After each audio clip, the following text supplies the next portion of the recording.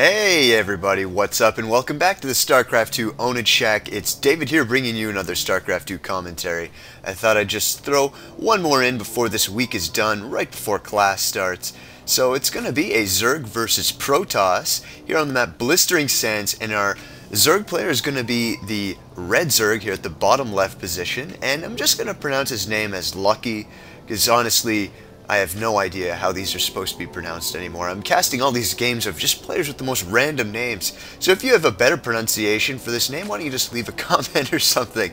Anyways, his opponent is going to be the yellow Protoss up here, ROOTKiWiKaKi, a player who I know much more about than the Zerg.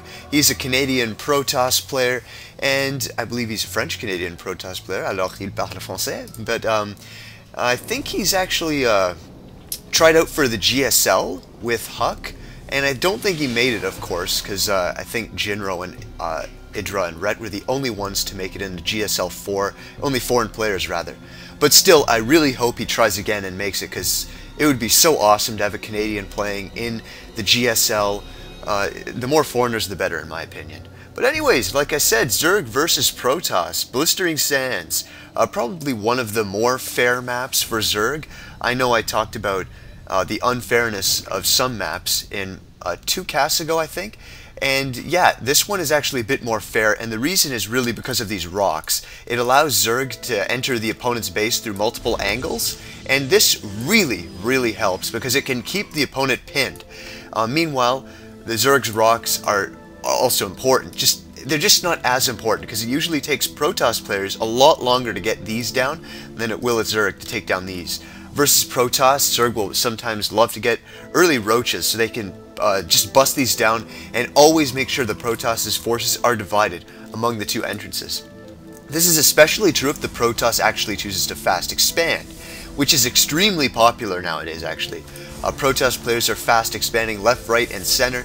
You basically throw down a Nexus at 14, follow it up with a Forge, some cannons here, and also you want to have a cannon here so they can't get up there, and then you're pretty much set. Of course, the Zerg can then just respond with their own expansion. It actually looks like Lucky over here is going to be throwing down an expansion himself right after the pool. No gas yet, though. Just going to be a little bit more safe than usual. Sometimes you'll see players get this. Oh, sorry. Still a bit sick, guys. But anyways, yeah, sometimes the Zerg player will actually get this expansion before the pool. Not going to be happening here, though. Going to be playing it safe. Always great, since Protoss and Terran are very powerful right now. The early all-ins you can do with Protoss and Terran, these are things like the 4-gate, Mass Marine, Marine SCV. There's even one now with the Stim Combat Shield Timing Push. Very strong versus Zerg. So you really have to make sure that you feel 100% secure when you throw down that fast expansion. And so far the Protoss player is doing everything completely normal. KiWiKaKi over here is already walled off with his Cybernetics core and his gateway. Going to be getting out a Stalker first. Very interesting. I like this play. This really prevents Zerglings from somehow penetrating this Zealot. The Stalker's better than the Sentry because obviously the Stalker's higher DPS. You can lay down some more damage faster. And he's throwing down 2 gateways as well. So this could be one of 2 things. I'm going to have to say it's going to be a fast expansion, though. I really think it is, just because he only has 1 gas so far. If he were going to go for a 3-gate robo, he'd definitely need that other gas. The other possibilities, he might going for a 4-gate. It's too late, though. The 4-gate should have been... the other gateway would have been thrown down here as well. And there, it looks like the probe is already going down. He's saving up his minerals. It's going to be a fast expansion here. 3-gate expand for our player, KiWiKaKi. Meanwhile, Zerg, Lucky, still just macroing up, getting some more drones as we see on the production tab. A couple Zerglings for defense as well as a spine crawler should do very well. One thing I would like to see, which he's already started, is that nice creep tumor. Just get that creep connecting these 2 bases as fast as possible. You absolutely need that. It not only allows your queens to traverse this terrain much faster, it also allows your slower units like the roaches to get down and defend over here much faster, or to get back up to the main should you have to defend against these rocks. Something I've seen Idra do actually is he gets his overlords and he spews a bunch of creep all over here just so that he can run with those roaches much faster to defend that location. And this is actually, you know what? KiWiKaKi's build, I really like this. Instead of getting the forge for those cannons, which become useless once you've secured that expansion, he's getting these units, which will be useful the entire game. Units, obviously, they can move, they're not static defense, and they'll come in handy later when he finally makes a push. Really, really like his build right now. And look at that. His Nexus is just about to finish. He should have those probes transferring. Very nice timing here by KiWiKaKi. Very impressive. I think he's GSL material. Come on. Don't you? One Zergling going to be pecking away at these rocks. It's been seen by the pylon. It looks like KiWiKaKi's going to mop that up with way more forces than necessary. That is what we call overkill in Halo. That's 4 kills within 4 seconds of each other. Very, very sick thing to do. I remember once I got an extermination with that. But anyways, enough about Halo. Looks like he's going to be testing the front. There goes the pylon, so he's going to be planning to commit here. He's got to instantly get that spine crawler down. The Queen needs to transfuse that. Wow, come on. He just has enough energy now. And some nice force fields, actually.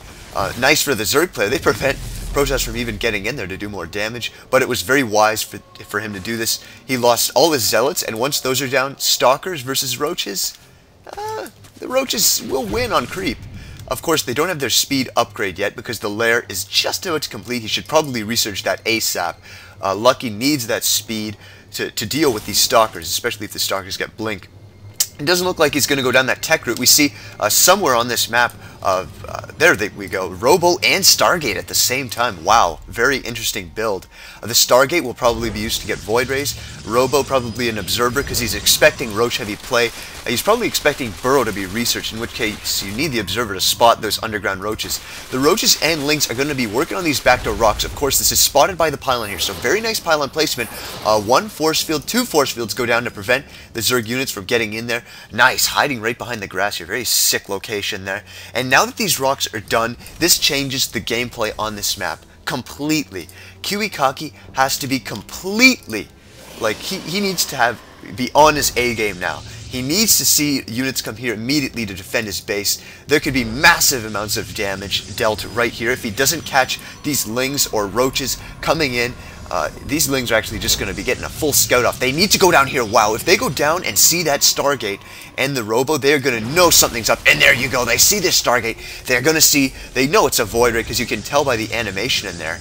And he has to get a Hydralisk Den immediately. Wow, sweet. Awesome play by the Zerg player. Look at that sick reactionary play. The second he saw that, wow, lost train of thought. The second he saw the Stargate there, he immediately threw down his Hydralisk Den, wherever that is. I don't know where it is. There we go. Very awesome. He needs those Hydras to deal with the Void Rays. There's one out already. The Queens should be enough to deal with just one, but when they start getting in massive numbers, it's not gonna, oh my gosh. It's not gonna, okay, sorry, I just got distracted. I saw a fleet beacon. Where's that fleet beacon? Are we gonna see a mothership rush? It sure looks like it. Oh my god, it's a mothership, guys. I did not expect this. Wow. Mothership rush. Okay, this is going to be very interesting. I don't know what he's going to do with the mothership. I believe he's probably going to mass recall somewhere. I honestly, I haven't seen hardly any games with motherships in them. This is brand new to me. And wow, all these Hydras preparing for the Void Rays, but in fact it was a Void Ray into mothership. Wow. That should be a pretty interesting combination, I think. Is this Void Ray still going around?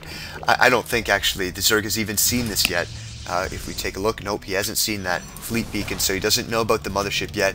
The mothership's taken an insane amount of time to build, 160 seconds. That's longer than Stim. That's longer than a command center, Nexus, or Hatchery. It's pretty much longer than anything in the entire game except level 3 upgrades, I think. And look at that, he's even going to be spotting the third base of Lucky here with that Void Ray, going to be charging up. These will get taken down extremely fast. We can see it's actually getting killed faster than it can build. The Hydra should easily repel that Void Ray though, but without being on creep, I don't know if they'll actually get it. Oh wow, sick. They actually do manage to kill that Void Ray as more Lings go into this main of the Protoss army just to see what is going on. He's going to see 5 gateways, but he has not seen the fleet beacon. And the mothership is out now. There it is. Wow, look at that, lagging my computer on its entrance, making her grand entrance here. Going to be cloaking up the buildings here. I just love how buildings look when they're cloaked. Is it just me? I don't know. I just love how they look. Look at that. That's sick. Don't go away. No, no. Stay over by the nexus there. It looks very beautiful when it's cloaked. And I think that Lucky is going to be in for one huge surprise when he attacks into this Protoss army and sees that mothership. He'll want to target that down with the Hydralisks immediately. He needs to get that mothership down, or he is not going to have vision of the Protoss units. Obviously, the mothership does have a permanent cloaking field around the units here. And, yeah, I don't think there's an Overseer